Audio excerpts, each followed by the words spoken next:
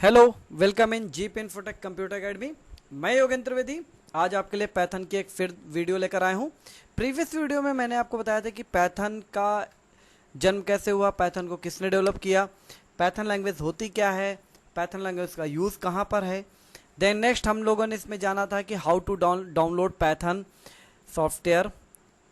Then फिर हम लोग यहाँ पर कीवर्ड्स को पढ़े थे, टोकन्स को पढ़े थे, और आज हम एक्सप्लेन करने वाले हैं आइडेंटिफायर्स को। देखिए, आपको मैं एक क्लियर वर्ड में बता दूं कि आइडेंटिफायर होते क्या हैं। जैसे कि हम लोग कोई भी कोड किसी भी प्रकार के प्रोग्रामिंग सॉफ्टवेयर में क्रिएट करना चाहते हैं तो वहाँ पे उसका सबसे इम्पॉर्टेंट पॉइंट जो होता है वो आइडेंटिफायर होते हैं। आइडेंटिफायर के बाद जो हमारा दूसरा पॉइंट आता है वो होता है उसकी वैल्यू। आइडेंटिफायर को हम लोग दूसरे नाम से वेरिएबल भी बोलते हैं। वेरिएबल का मतलब ये होता है कि जिससे हमारी वैल्यू डिफाइन की जाएगी। एक छोटा सा एग्जांपल हम लेते हैं। अगर हम बात करें अपने किसी भी कैलकुलेटर की, तो कैलकुलेटर में जैसे x इक्वल टू 4 हमने टाइप कर दिया, तो यहां पर जो हमारा वेरिएबल होगा वो x होगा और जो इसका 4 होगा वो उसकी वैल्यू होगी। इसी वेरिएबल को आइडेंटिफायर भी बोलते हैं। चलिए आइडेंटिफायर की डिफिनेशन हम आपको क्लियर करते हैं। A Python identifier is a name used to identify a variable, functions, class, module or other object. An identifier starts with a letter A to Z, means A या तो capital से लेकर Z तक में होगा या फिर A से लेकर Z तक आपका स्मॉल में होगा, लेकिन इसमें किसी प्रकार का न्यूमेरिकल वैल्यू से स्टार्टिंग नहीं करते हैं। और एन अंडरस्कोर, इसमें एक वर्ड और दिया गया है अंडरस्कोर का।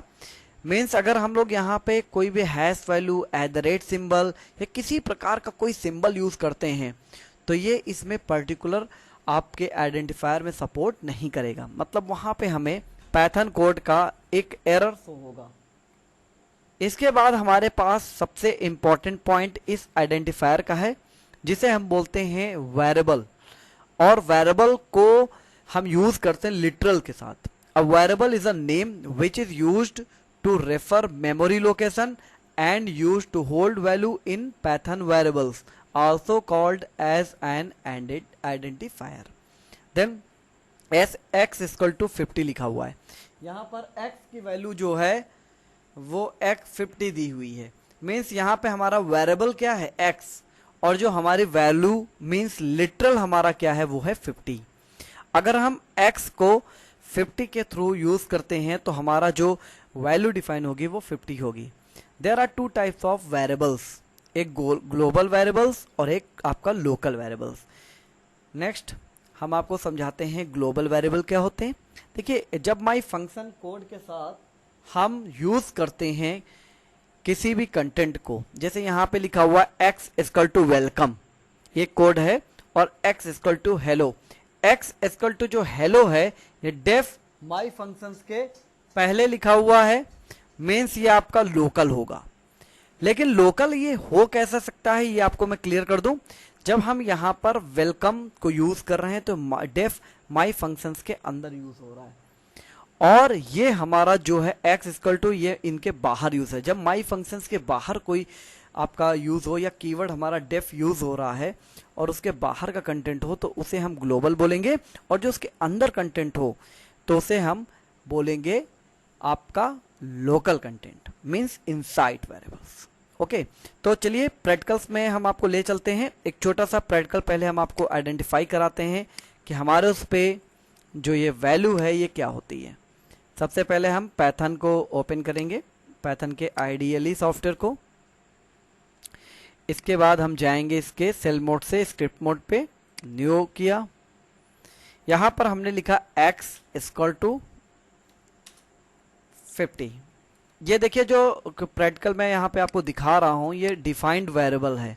मतलब जो यहाँ पर हमारी वेरिएबल की वैल्यू जो आइडेंटिफायर है ये हमारा डिफाइन है। मतलब x की वैल्यू मैंने 50 डिफाइन कर दी।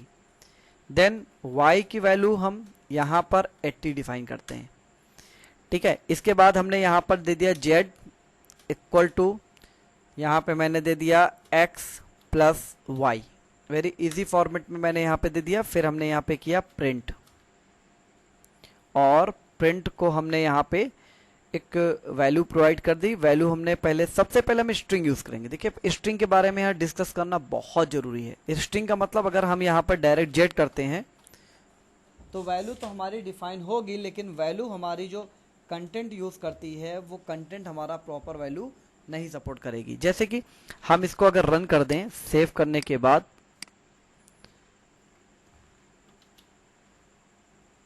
तो हमारी जो वैल्यू है वो 130 यहाँ पे शो कर रही है, लेकिन हम चाहते हैं यहाँ पर लिख कर आए कंटेंट यहाँ पर शो करे। तो इसके लिए हम स्ट्रिंग दे देंगे। स्ट्रिंग का मतलब एक प्रकार का कमेंट। कैसा कमेंट? एक प्रकार का कंटेंट जो वहां पे शो करे।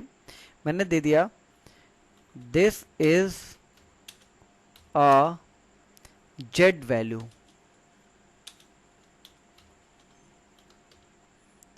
और इसको हमने इन्वर्टेड कॉमा से क्लोज किया। अब यहाँ पे मैं एक एरर आपको शो करता हूं। मैंने अगर यहाँ पे जेड कर दिया, मीन्स स्ट्रिंग और जो हमारी यहाँ पे वेरिएबल है, आइडेंटिफायर है, उनके बीच में मैंने किसी प्रकार के कॉमा का यूज नहीं किया और डायरेक्ट हमने इस पे जेड लिख दिया। और जब इस कंटेंट को हम यहाँ पे रन करेंगे तो आपको एक एरर यहाँ पे शो करेगा। देखिए इनवैलिड सिंटैक्स, ये आपको बहुत ध्यान देना है। अगर हम कभी भी लिटरल स्ट्रिंग लिटरल को यूज कर रहे हैं और उसके आगे आइडेंटिफायर यूज कर रहे हैं तो इसमें हमें कॉमा देने की बहुत जरूरत है। मतलब विदाउट कॉमा अगर हम इसको यूज करेंगे तो हमारा कंटेंट प्रॉपर नहीं चलेगा।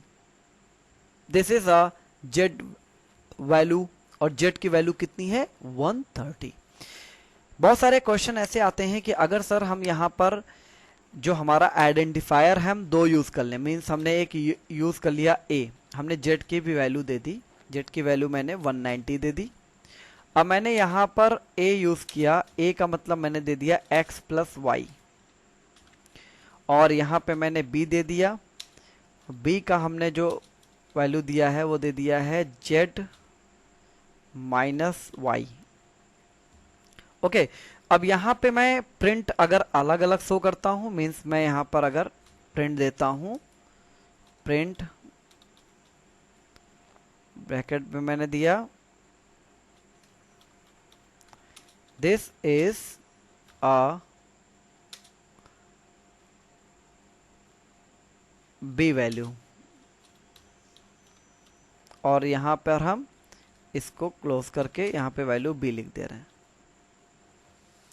और यहां पर जेड की जगह पे हम ए कर देते हैं, कैपिटल कर देना, जिससे आपको समझने में आसानी हो। देन इस कंटेंट को हम रन करते हैं। जैसे कंटेंट रन करेंगे देखिए दो अलग अलग फॉर्मेट आ गए, लेकिन इन केस हम चाहते हैं कि ये एक ही में फॉर्मेट आए, स्ट्रिंग हमारी अलग अलग नहीं चले, स्ट्रिंग हमारी दो बार चले, तो इसको हम यहां पर कॉमा के बाद भी यूज कर सकते हैं। कॉमा करने के बाद मैंने वैल्यू दे दी b, और b वैल्यू के बाद अगर हम इसको डिफाइन कर लेते हैं तो एक ही लाइन में ये शो करेगा। आप देखिए इसको, तो ये दिया हुआ है this is a a value 130, this is a b value 110। Means आपने एक ही उस पे आइडेंटिफायर पे आपने दो स्ट्रिंग्स को यूज कर लिया। देन नेक्स्ट हम चलते हैं।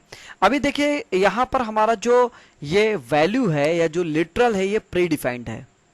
इनकेस हमारा लिटरल डिफाइन ना हो, हम चाहते हैं कि अगर हम कुछ भी वैल्यू पुट करते हैं तो डायरेक्ट हमारे कोड पर पुट हो। मीन्स जो हमारा ये रिजल्ट आ रहा है, ये हमारा जो मॉड्यूल रन कर रहा है, इस मॉड्यूल पर हमें टाइप करने के लिए पूछे और उसके बाद हम टाइप करें, मतलब डिफाइन नहीं कुछ भी। जैसे हम एक कैलकुलेटर बनाना चाहते हैं और इस कैलकुलेटर के लिए हम यहां पर कुछ भी डिफाइन नहीं करना चाहते तो वो भी आप कर सकते हैं।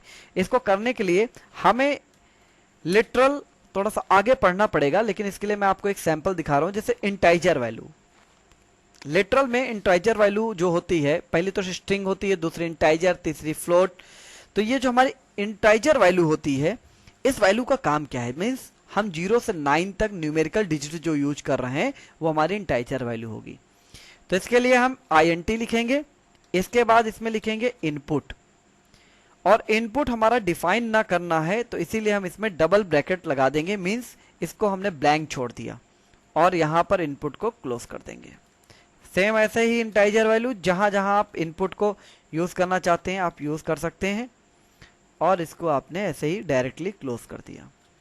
मैं अभी ये 2 फॉर्मेट यूज़ करके देख रहा हूँ जिससे आपको इजी हो जाए, 1 to 1 हम प्रैक्टिकल करते रहें। स्टूडेंट, मैं आपको एक बात क्लियर करना चाहता हूं कि हमारे जो ये प्रैक्टिकल्स हैं ये बहुत इजी हैं। पाइथन लैंग्वेज हमारी बहुत इजी है, लेकिन अगर आपका डेडिकेशन नहीं हुआ तो पाइथन लैंग्वेज आपको बहुत ज़्यादा हार्मफुल होगी। ये आपको जल्दी से अंडरस्टैंडिंग में प्रॉब्लम करेगी, तो इसके लिए बहुत ज़्यादा आपको ध्यान देना है। देखिए, मैंने यहाँ पर ए वैल्यू को डिफाइन किया है, दिस इज ए वैल्यू, और डिफाइन मैंने यहाँ पे क्या कर दिया है कि हमारा जो कंटेंट है वो कैसे इसको यूज़ करें। ओके, तो इसके लिए हम क्या करेंगे, इस वैल्यू को कैसे यूज करना है ये चीज देख लेते हैं। आपको क्लियर हो गया? अब एक बार मॉड्यूल हम रन करके देखते हैं। मैंने यहाँ पे रन किया, सेव किया। देखिए यहाँ पर ये आस्क कर रहा है, मतलब आपको मैं इसको दिखा देता हूँ। ये देखिए यहाँ पे पूछ रहा है कि आप क्या टाइप करना चाहते हैं। मैंने यहाँ पे टाइप कर दिया 890। दूसरा वेरिएबल पूछ रहा है, दूसरी वैल्यू आप दीजिए। मैंने क्या यहाँ पे 786, तो यहाँ पे इसने मुझे काउंट करके दे दिया, this is a A value. तो ये हमारा था जब हम एक प्री डिफाइंड वेरिएबल को यूज करते हैं, और ये था आफ्टर डिफाइंड वेरिएबल, मतलब पहले से डिफाइन मैंने नहीं किया, इसको मैं कोड पर ही डिफाइन करूंगा।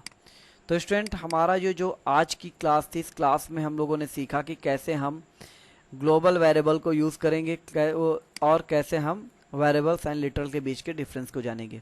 अभी हमारा एक प्रैक्टिकल्स ग्लोबल वेरिएबल्स का है, इसको हम अपनी नेक्स्ट वीडियो में आपको करके दिखाऊंगा। ग्लोबल और लोकल को अच्छे से हम उसमें कॉन्फ़िगर करेंगे और साथ में हम आपको एक्सप्लेन करके देंगे।